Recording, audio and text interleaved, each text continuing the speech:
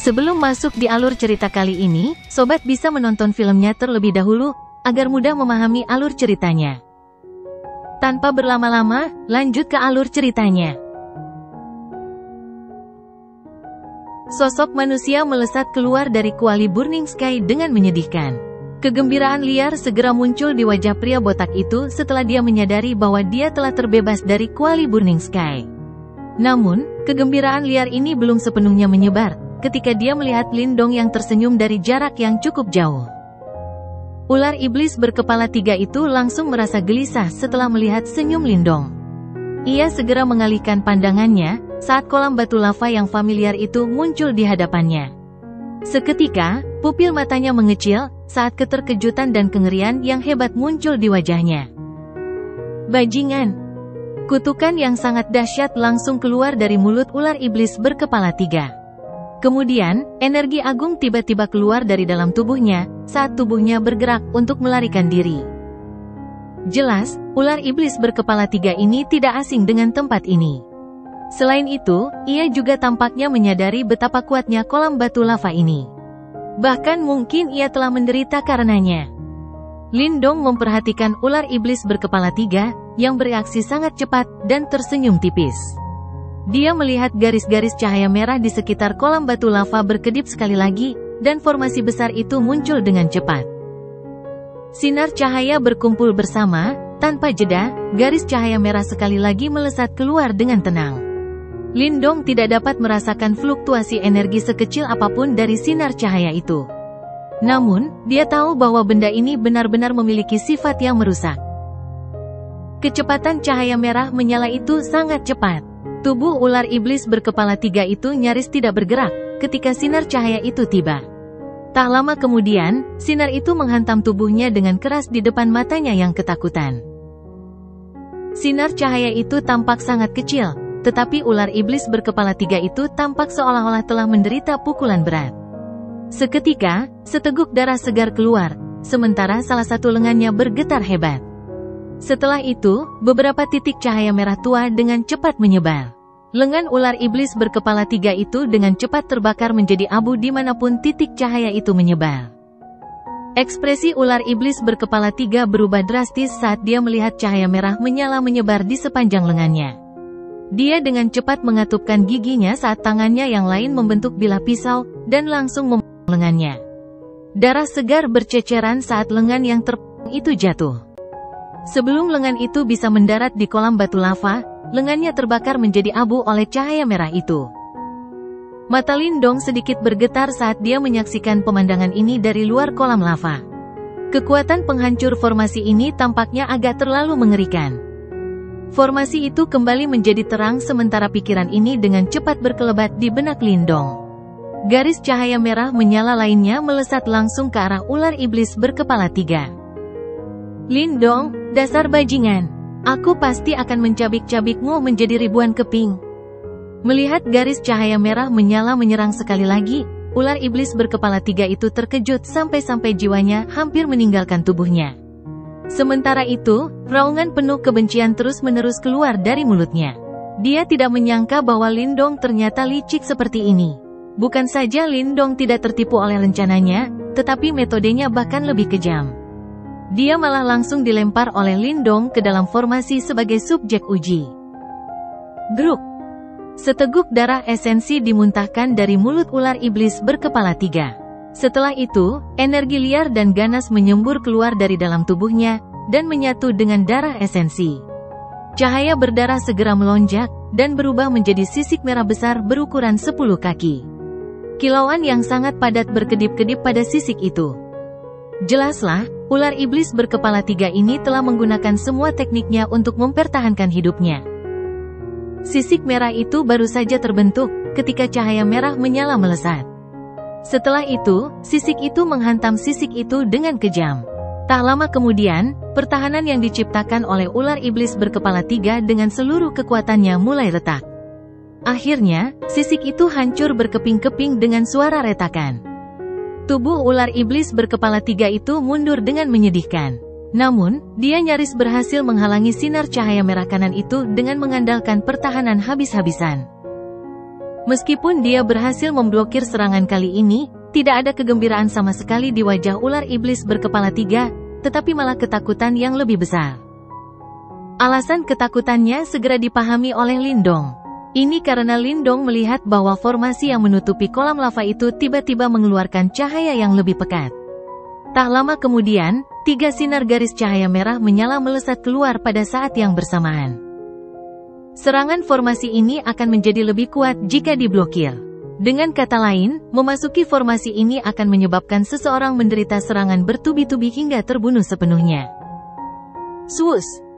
3 suap darah esensi lainnya dimuntahkan dari mulut ular iblis berkepala 3 saat cahaya merah menyala tiba, dan berubah menjadi 3 perisai sisik merah. Perisai sisik itu hancur berkeping-keping. Namun, segera setelah itu, 5 garis cahaya merah menyala sekali lagi muncul di hadapan mata ular iblis berkepala 3 yang putus asa. Serangan-serangan ini tampaknya tak ada habisnya. Ekspresi Lindong serius dan acuh tak acuh saat dia melihat ular iblis berkepala 3 yang semakin menyedihkan dan lelah di dalam formasi. Kekuatan Yuan juga mulai melonjak cepat di dalam tubuhnya. Sementara ular iblis berkepala 3 diserang, dia telah melihat beberapa celah dalam formasi setelah beberapa pengamatan yang cermat. Meskipun formasi ini memiliki kekuatan ofensif yang kuat, tampaknya butuh waktu untuk mengumpulkan kekuatannya. Meskipun periode waktu ini sangat singkat, tidak diragukan lagi itu ada. Ini mungkin satu-satunya kesempatan yang dapat digunakannya untuk menerobos. Tatapan mata Lindong tertuju erat pada formasi itu. Tubuhnya sedikit condong ke depan, sambil menunggu kesempatan terbaik untuk bertindak. Kesempatan ini tidak butuh waktu lama untuk muncul. Kilatan tiba-tiba melintas di mata Lindong setelah garis-garis cahaya merah menyala lagi. Sayap naga hijau menyala dan muncul di punggung Lindong. Tubuhnya segera berubah menjadi sinar cahaya yang langsung menyerbu ke dalam formasi lava dengan kecepatan kilat. Segera setelah itu, dia membuat gerakan menggenggam dengan tangannya. Kekuatan hisap meletus, dan langsung menarik serum kelahiran spiritual inti itu. Serum kelahiran spiritual inti berwarna hijau giok itu melayang ke udara, dan dengan cepat mendarat di tangan Lindong. Lindong tidak berhenti sejenak pun setelah memperoleh benda ini. Ia mengepakkan sayapnya, berbalik dan melarikan diri. Namun, formasi itu kembali menjadi terang saat Lindong berbalik. 2 garis cahaya merah menyala melesat di udara dan melesat ke arahnya. Ekspresi Lindong tampak serius saat dia melihat garis-garis cahaya itu melesat. Dengan sebuah pikiran, kuali Burning Sky melesat mendekat, dan langsung bertabrakan dengan 2 garis cahaya itu. Suara yang jelas bergema di alun-alun, dan cahaya dari kuali Burning Sky meredup dalam sekejap. Untungnya, kuali itu masih berhasil menerima 2 garis cahaya. Tubuh Lindong tidak berhenti. Jari kakinya mendorong kuali Burning Sky, saat tubuhnya mengeluarkan suara desiran dan keluar dari kolam lava. Namun, tawa menyeramkan tiba-tiba terdengar tepat saat dia hendak menyerbu keluar dari jangkauan serangan formasi. Berencana untuk pergi, anak kecil? Apa kau pikir akan semudah itu? Karena kau sangat kejam, mati saja di sini. Ular iblis berkepala 3 yang berdarah dengan lengan yang hilang muncul di depan Lindong, dengan senyum getir dan penuh dendam terbentuk di wajahnya. Tak lama kemudian, tubuh ular itu mulai membengkak. Menghancurkan diri sendiri? Murid Lindong mengecil saat melihat ini. Tubuh ular iblis berkepala 3 itu tiba-tiba meledak saat teriakan peringatan ini terdengar di dalam hati Lindong. Darah berceceran ke segala arah. Gelombang energi yang sangat dahsyat memaksa Lindong untuk memuntahkan darah dan jatuh ke belakang, sambil mendorongnya ke tengah kolam lava. Lindong menyeka jejak darah dari sudut mulutnya, saat ekspresinya tenggelam.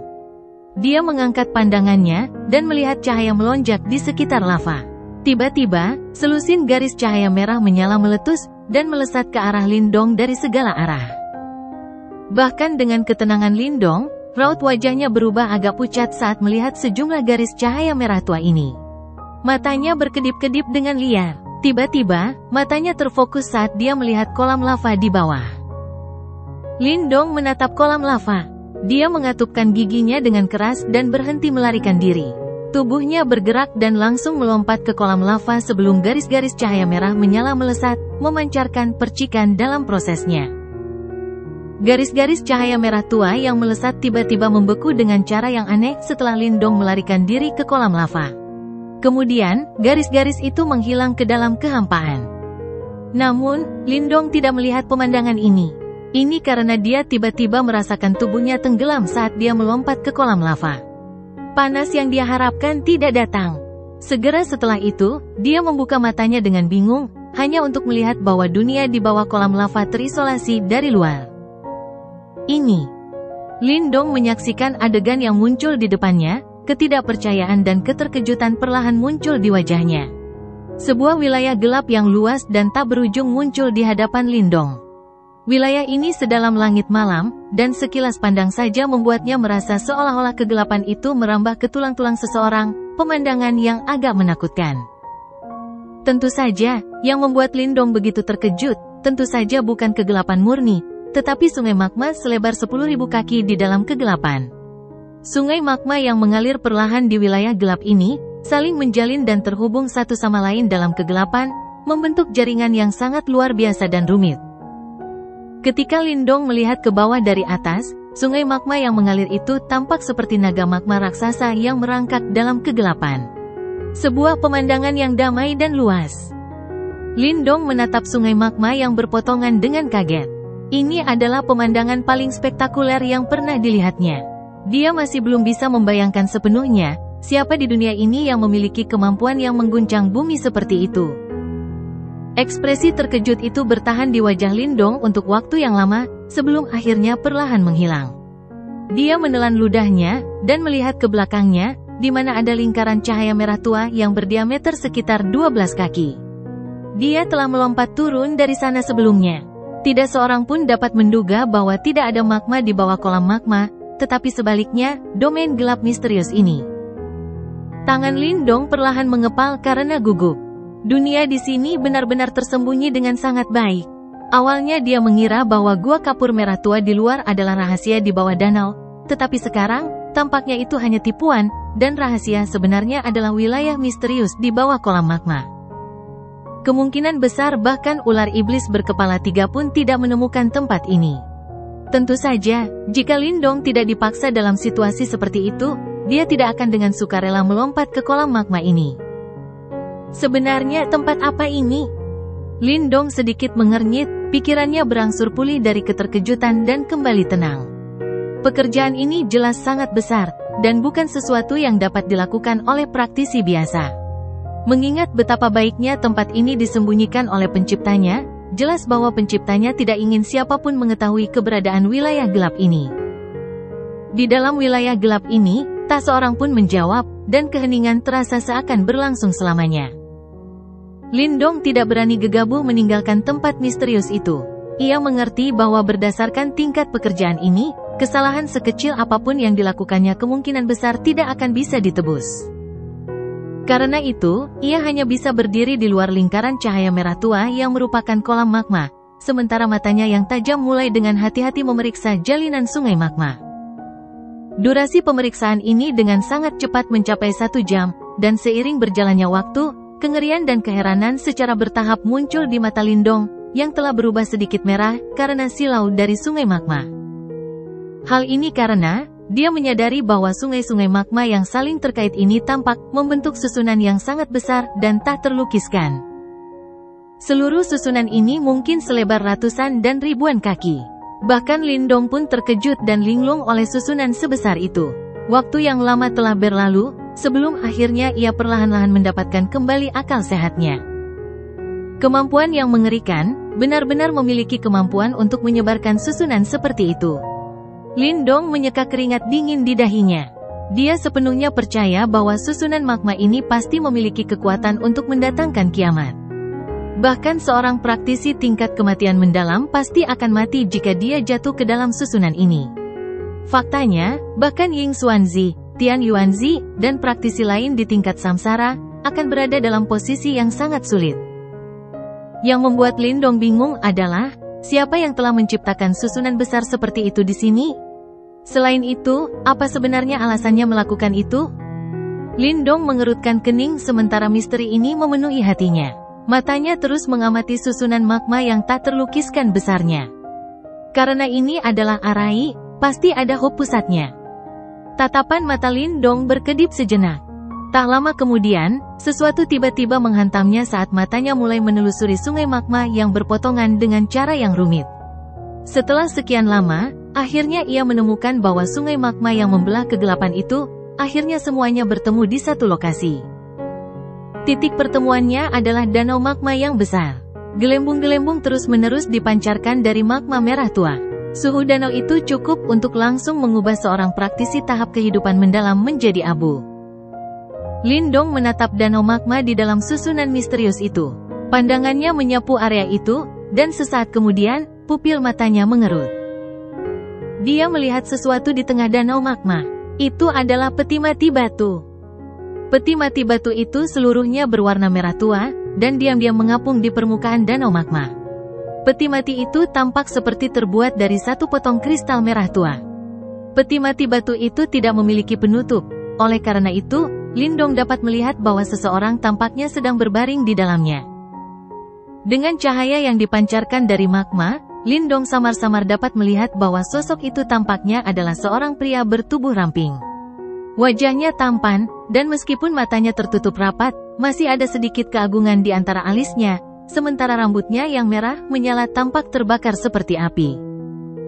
Lindong menatap pria misterius yang terbaring di peti mati batu. Saat ia mengamati dengan cara ini, ia tiba-tiba menyadari bahwa darah di dalam tubuhnya mulai sedikit mendidih.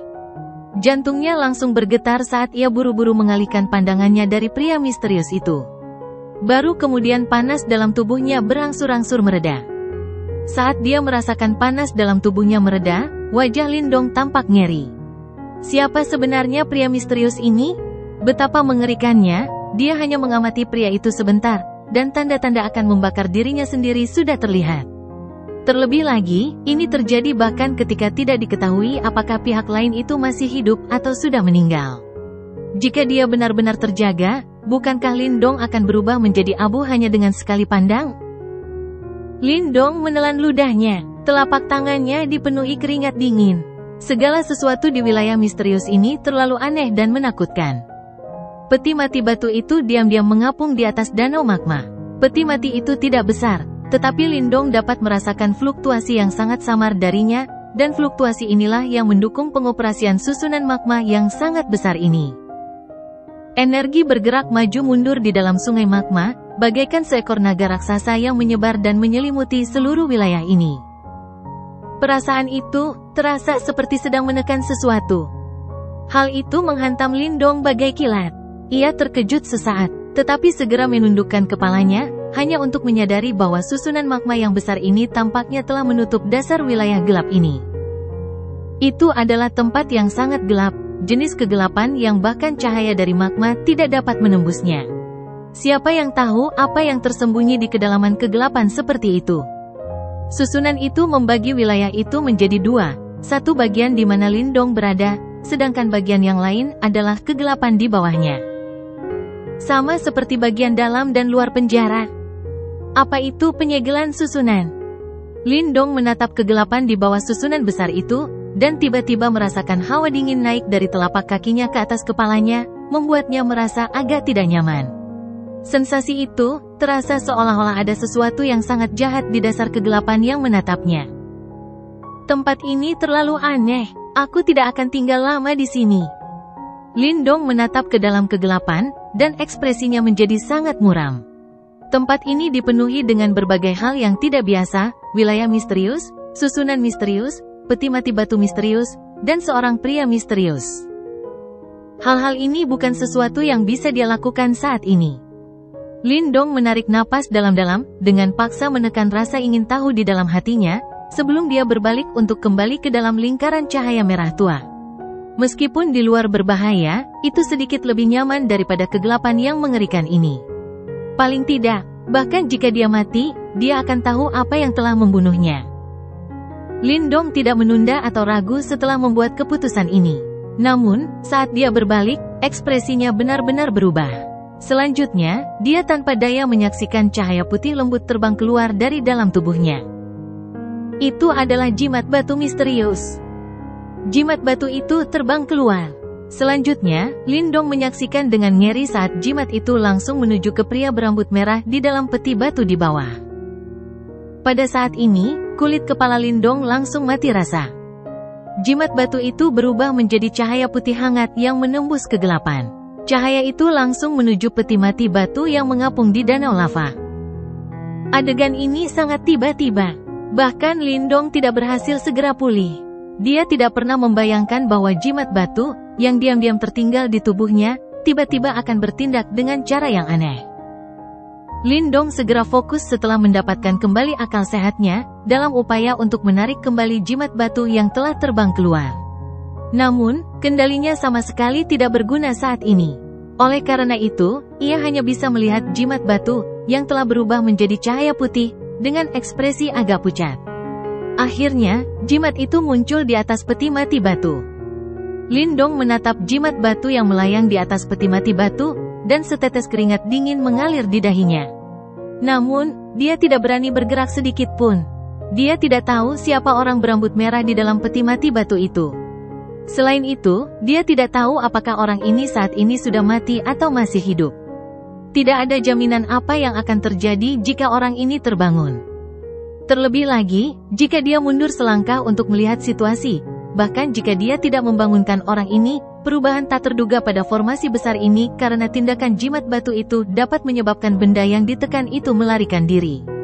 Hasil seperti itu mungkin akan menjadi bencana. Oleh karena itu, terlepas dari bagaimana orang mengatakannya, ini bukanlah hal yang baik bagi Lindong. Namun, meskipun ada sedikit kecemasan dalam hati Lindong, dia tidak bisa berbuat apa-apa. Dia tahu asal-usul jimat batu itu. Karena itu, mustahil baginya untuk meninggalkannya begitu saja dan melarikan diri sendiri. Di bawah tatapan cemas Lindong, cahaya putih tiba-tiba menyebar dari jimat batu. Setelah itu, cahaya putih menyelimuti pria berambut merah di dalam peti batu. Lindong merasa kulit kepalanya meledak saat melihat ini, dan hatinya tanpa sadar meratap. Dia tidak dapat memahami apa yang dilakukan jimat batu ini. Mungkinkah jimat itu benar-benar berencana untuk membangunkan pria berambut merah misterius ini? Lindong menatap tajam ke arah pria berambut merah di dalam peti batu, sementara kekuatan Yuan dengan cepat beredar di dalam tubuhnya. Cahaya putih menyelimuti pria berambut merah itu. Namun, dia tidak terbangun seperti yang diharapkan Lindong. Demikian pula, tidak ada hal yang luar biasa terjadi pada formasi itu. Hal ini membuat hati Lindong yang tegang menjadi sedikit rileks. Saat dia rileks, Lindong tiba-tiba melihat cahaya merah muncul dari dalam tubuh pria berambut merah di dalam peti batu. Akhirnya, cahaya merah itu berhenti di samping jimat batu. Jimat batu itu segera menarik cahayanya setelah cahaya merah muncul. Kemudian, ia berbalik dan bergegas kembali, sebelum sekali lagi memasuki tubuh Lindong dalam sekejap. Cahaya merah melayang santai di depan Lindong saat jimat batu memasuki tubuhnya. Lindong tertegun setelah melihat pemandangan ini. Setelah ragu-ragu sejenak, dia mengulurkan tangannya dan cahaya merah mendarat di tangannya.